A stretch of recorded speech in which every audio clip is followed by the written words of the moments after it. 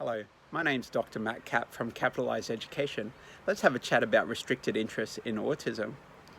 Restricted interests can be a characteristic of students on the autism spectrum. Students on the autism spectrum are such a diverse group. As the saying goes, once you've met one student on the spectrum, you've met one student on the spectrum. This is the same with restricted interests. There are so many restricted interests that a student on the spectrum might demonstrate. Some of the more common ones are Minecraft, dinosaurs, Legos and train, but you also might find specific interests in a specific area of mathematics, science, technology, or history. Because restricted interests, as the saying goes, a student has a restricted interest in a topic, this can be sometimes quite complex for educators in a classroom. For some students and for some educators, the restricted interest of the student might be a strength because it relates to the approved curriculum that they are teaching.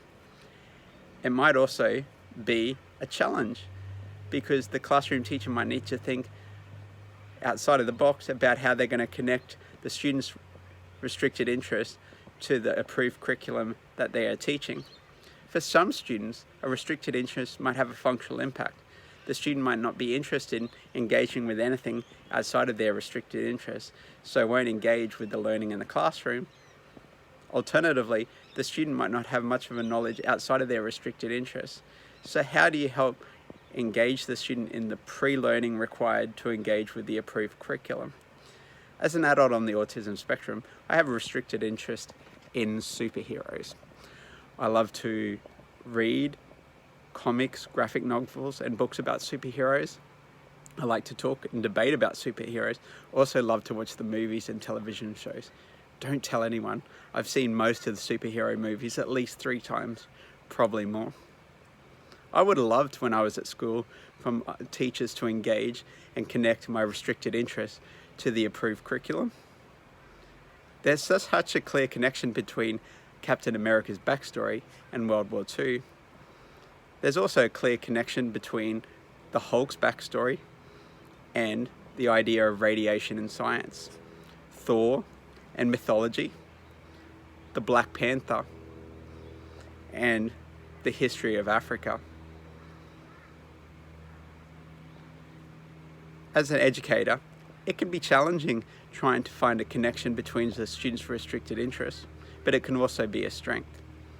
As the UDL framework talks about, teachers need to think about how they optimize relevance, value, and authenticity for students. For a student on the autism spectrum with a restricted interest, value, relevance, and authenticity in learning will occur if the classroom teacher makes a clear connection between the restricted interest and the approved curriculum. This might be easy if there's a clear connection, but if there's not, how are you going to connect a student's restricted interest and the approved curriculum? The first question is, how are you going to identify a student's restricted interest? How are you going to get to know what a student is interested in? Once you know what a student's restricted interest is, what are you going to do with it? How are you going to connect it to the approved curriculum?